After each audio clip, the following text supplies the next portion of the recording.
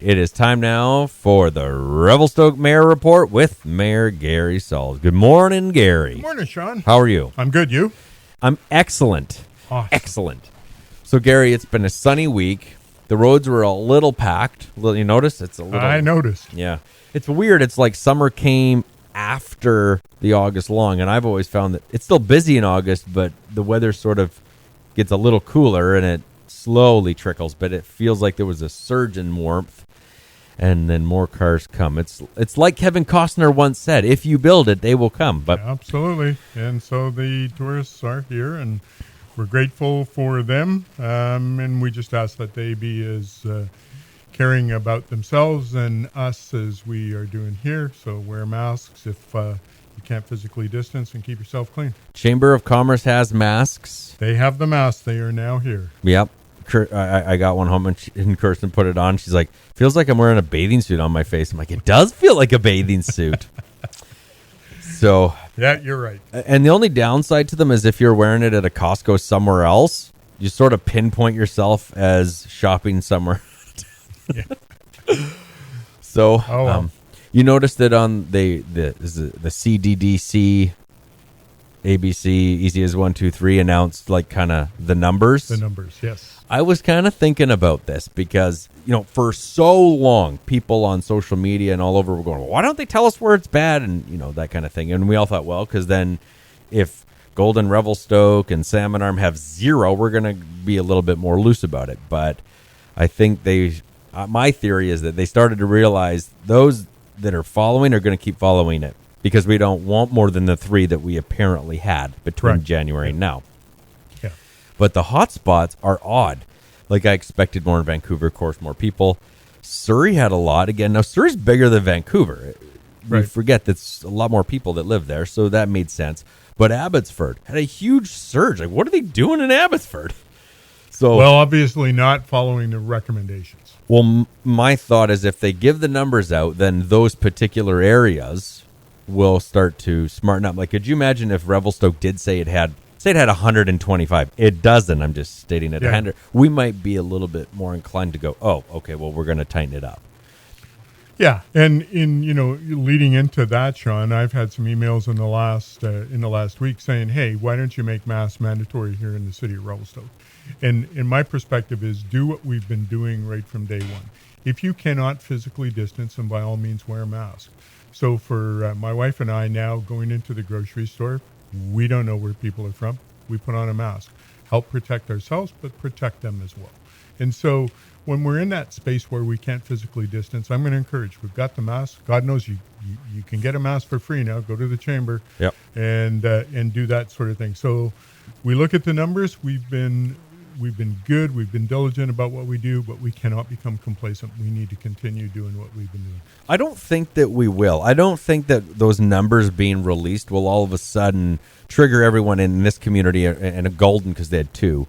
I don't think it'll make everyone go, oh, well, then we're good. It'll make us feel a little bit less panicked, Yes. but we'll Yeah. want to keep that consistency going. So I don't see us acting foolish and all of a sudden throwing caution to the wind. No, I don't see that at all either. I look at it and I go, the residents really know what they want, and they want to be safe in their own community. Well, we've got a fall coming up, and it was an interesting concept that I had kind of gained from watching the news about schools being open, and there's some that are kind of against it, some are for it.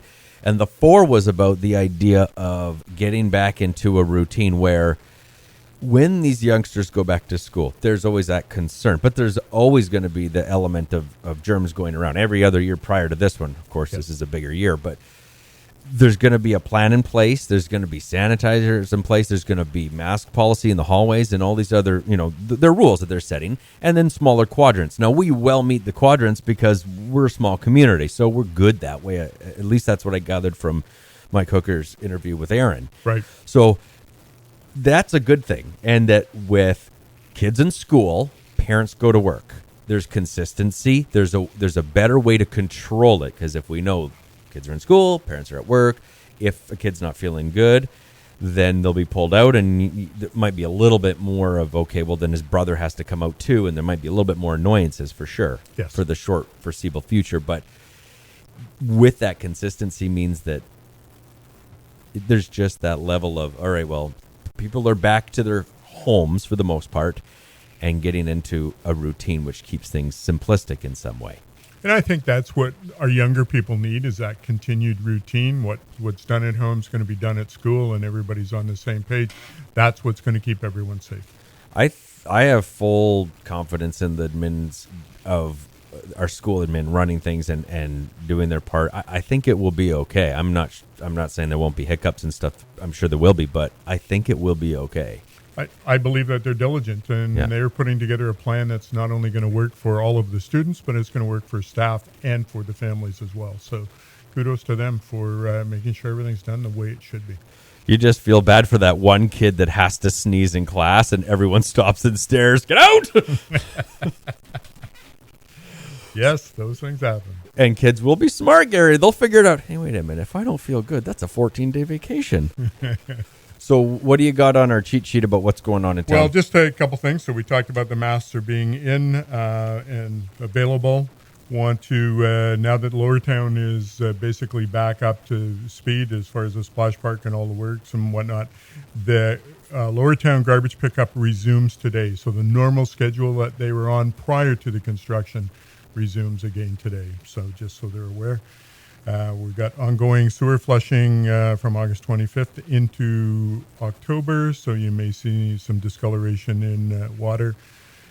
Just run things, flush, whatever, and it should be fine. Just want to basically go over, say, taxes are due September 2nd, so it's next Wednesday. The girls who are accepting the funds are at the community center from noon till 3, so you can go there. There is a drop box outside City Hall. You can put your check in there. You can do it by bank transfer. But I just want people to make sure that they claim their homeowner's grant. So if you haven't done that, make sure you get that done, even if you don't have the funds to pay for the taxes. So, yeah, you definitely want that, because then if you forget a little bit later, it's a $75 charge, I think. Yep, and you want to make sure everything's done.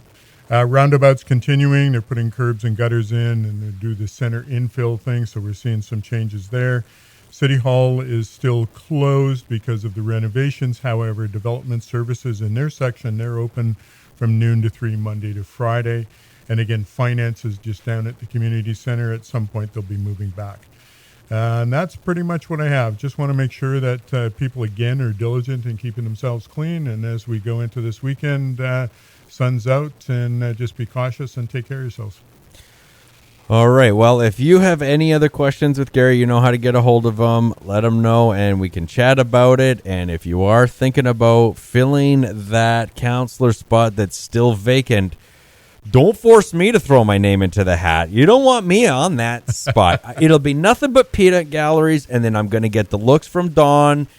It's just not good. I'm afraid of Dawn. I'm a little afraid of her. So I'm just saying, put your application in. Quit waiting. Quit waiting for someone for the last minute to do it, to see who it is, so that you don't have to go in. We want something fun in October, so let's get a couple people in so we can have some banter back and forth. There we go. All right. Thanks, Gary. Thanks.